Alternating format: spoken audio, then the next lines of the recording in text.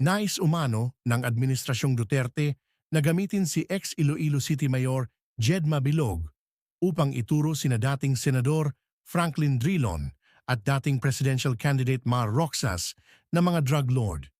Sa pagdinig ng Quad Committee ng Kamara de Representantes, naging emosyonal si Mabilog sa pagkuwento ng kanyang karanasan matapos umanong isama ni dating Pangulong Rodrigo Duterte sa narco-list. Ayon kay Mabilog, noong Agosto 28, 2017, tinawagan siya ni dating PNP Regional Director Bernardo Diaz at inimbitahan sa makipagpulong sa noon ay PNP Chief at ngayon ay Senior Ronald De La Rosa sa Camp Crame sa Quezon City. At around 5 p.m., a PNP colonel called me in a voice that sent shivers down my spine. Literal po yon warned me not to go to Camp Crame because my life was in danger. The fear that had been simmering now erupted soon after. At 6:30 p.m., my wife Marivic received a chilling text from a PNP colonel's wife. Do not proceed. There are 20 men surrounding your house. And if you go to Camp Crame, they will kill you. Noong Agosto 30, 2017, bumiyahe si Mabilog pa Japan nang hindi alam kung siya ay makababalik pa sa bansa. He told me he knew I was innocent, that I wasn't involved in illegal drugs, and he promised to help me. His words brought a brief moment of hope. I told him I would finish my work abroad and return to meet him. But he urged me to be careful, repeating his pledge to help, sabi ni Mabilog. Pero tumunog umano ang kanyang cellphone at isang general umano ang tumawag. Sinabihan siya nito na nasa panganib ang kanyang buhay. The accusations against you are all fabricated, but if you go to Crame, you'll be forced to point fingers to an opposition senator and a former presidential candidate as drug lords, sabi ng general kay Mabilog. Can you mention the names? If I ask you, better you answer yes or no. Is it former Senator Mar Roxas? Is it former Senator Drilon, who is your cousin? Tanong ni Paduano. Positibo ang naging tugon ni Mabilog sa dalawang pangalan. Sina Drilon at Roxas ay kapwa-miyembro ng Liberal Party. Si Roxas ay tumakbo laban kay Duterte noong presidential race ng 2016. It is all about politics. Kaya yung Duterte's list, again, napakalinaw po na it did not go through vetting and validation. Pagkalaban ka sa politika, nasa listahan ka, giit ni Paduano matapos marinig ang pahayag ni Mabilog. Mga iginagalang na mga miyembro ng Kamara de Representantes, Your Honors, good morning. Noong mga nakaraang linggo, nabalitaan ko po ang pagnanais na makapagsalita ako na maging resource person sa hearing ng Quad Committee. And I would like to take this opportunity to thank each one of you for allowing me to speak. Maraming salamat po. Napaisip ako nang marinig ko ang balita. Sabi ko sa sarili, ito na siguro ang tamang pagkakataon na malaya akong kukuha ng lakas ng loob at magsasalita ng katotohanan kahit ako pa ay natatakot at may pangamba sa aking buhay. Una po sa lahat, I declare that I was not and never will be a drug protector. I don't know personally nor did I benefit in any way from any illegal drug personality in Iloilo or anywhere else. After 7 years of exile, dahil sa napolitika at walang basehang mga akusasyon, kaliwat ka ng mga paratang at higit sa lahat mga banta sa aking buhay at sa buhay ng aking pamilya, narito po ako ngayon at humaharap po sa inyo.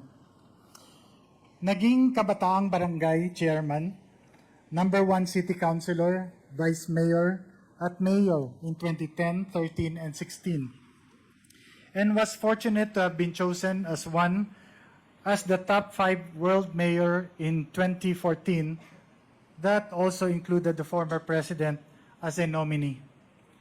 In the campaign against illegal drugs, as mayor and as mandated by law, I am aware of my authority to set local policies and priorities related to crime and drugs.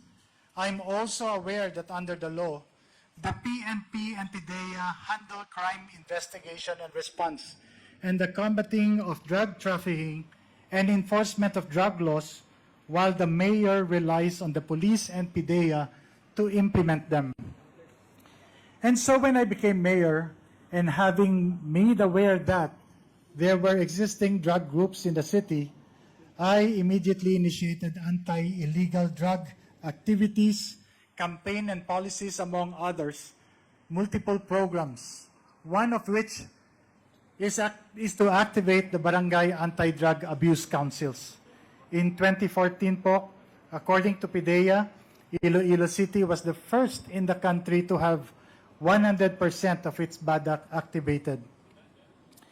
In the 6 years that I have been mayor of Iloilo City consistently received national recognitions from PIDEA and the PNP in the years 2014, 2015, 2016, and even in 2017 for the comprehensive programs including rehab, logistical support to the PNP and PIDEA in their drive against illegal drugs. Since the existence of these drug syndicates in our city was deeply rooted, I relied on the expertise of the local PNP and regional PIDEA to deal with these groups while I focused on the socio-economic programs that would address the root causes of poverty that expose the vulnerable population to cope against the evils of illegal drugs.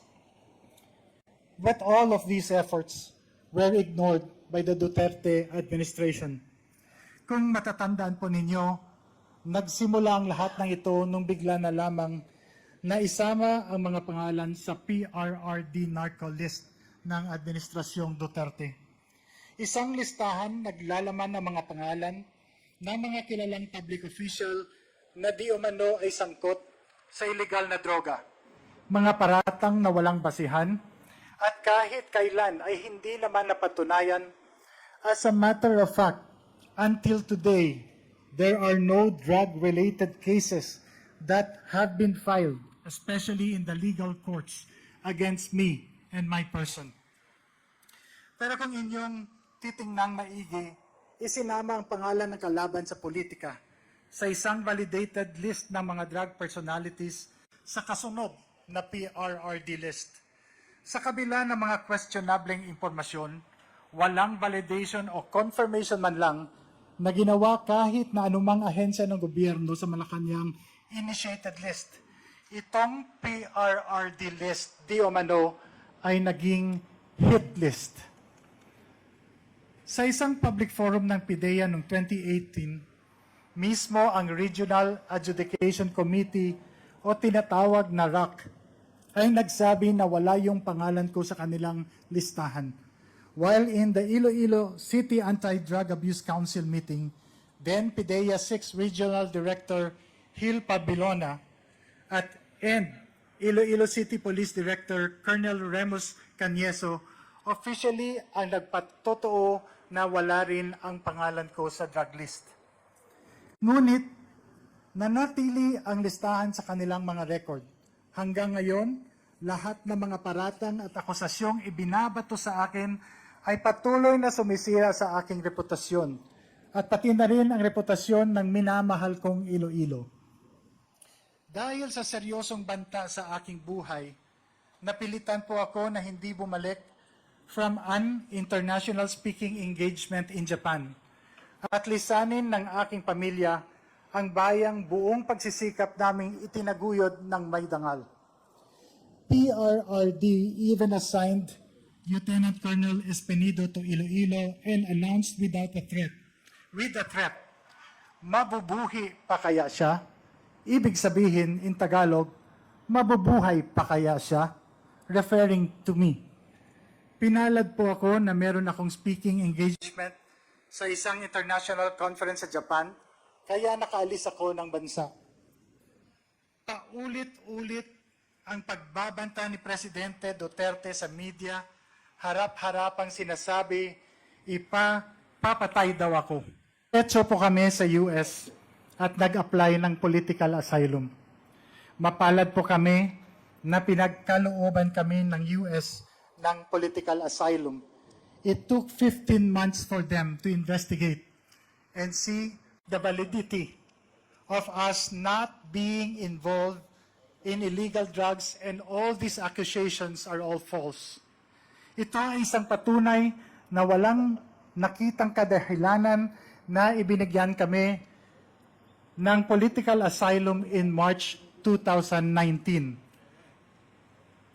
Masakit at malungkot, ngunit napilitan akong lumisan mula sa aking sinumpaan tungkulin sa aking pamilya at sa kababayan kong Ilonggo na sinumpaan kong pagsilbihan, hindi dahil sa nagkasala ako, kundi dahil nanganganib na po ang aming buhay. I come before you today not merely to recount my sufferings, but to highlight a critical flaw in our system, one that allows law enforcement agencies to be weaponized for political purposes. That illegal drug trade stems from the ills of our society, from poverty to corruption of government institutions, including our law enforcement agencies. By using state institutions to carry out personal vendettas or silence perceived enemies, undermine the foundation of justice and democracy in our country. Sideline.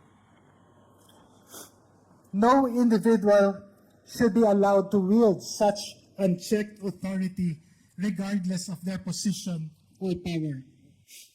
Ang karanasan at ng iba pang mga katulad kong biktima, lalong-lalo na ang mga mayors na pinagbintangan, ay ang nagmulat sa amin sa mga pagkukulang at kakulangan ng ating law enforcement agencies.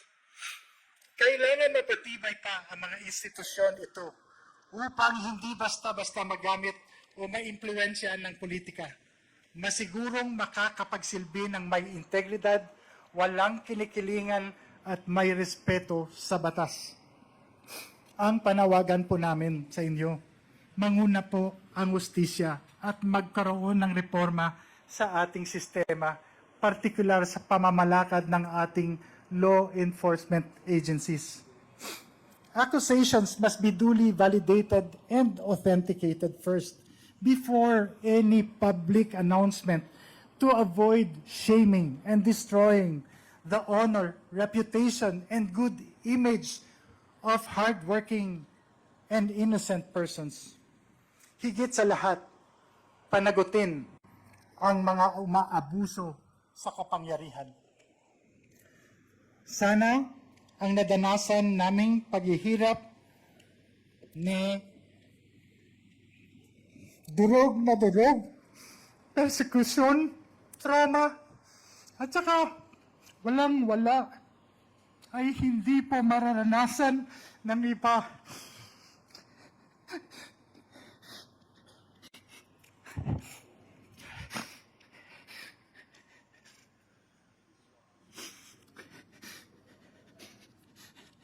At mananaig ang katotohanan at hindi ang pamumulitika o personal na interes ng ilan. Pasensya na po. Maraming salamat po sa Quad Committee dahil 7 taon po. May hirap talaga po. Maraming salamat dahil nabigyan niyo po kami, ako, at ang iba pang mga biktima ng pagkakataon na linisin ang aming mga pangalan at ng mga minamahal ko, Ilonggo at yung Iloilo na tinawag po Shabolized.